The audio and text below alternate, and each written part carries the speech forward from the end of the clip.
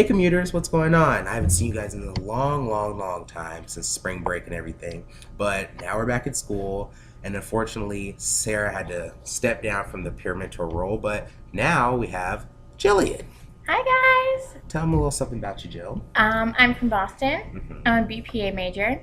I am currently working on my bachelor's degree in business right now, and I am in Delta Phi Epsilon sorority. Okay. Speaking of sororities and fraternity life, they're having a couple events coming up, so Jill's going to tell you about that. Well, D-Phi-E has a fundraiser coming up at Sky Zone. If you go to Sky Zone anytime after 3 on Thursday the 24th, part of the money will be going to the Cystic Fibrosis Foundation. And Kappa Sig Fraternity is hosting a knocker ball in the academic courtyard also on Thursday the 24th from 12 to 4.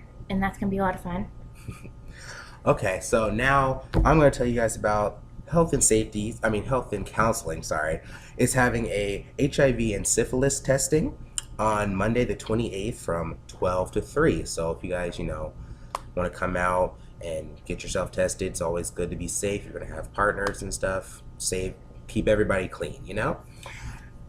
And then also we're going to be having a campus-wide Easter egg hunt from the 29th to the 31st to the 31st, I'm sorry, from 7 a.m. to 9:30 p.m. So, all over campus for those couple days, you'll be looking for golden eggs, go look for regular eggs, What are the golden eggs? The golden eggs, if you find one, you get to go and pick out whatever kind of basket that you want from in the Wildcat Den.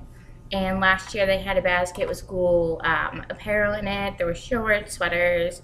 There was one that was like a care package one. And they just bought you whatever kind of food you wanted.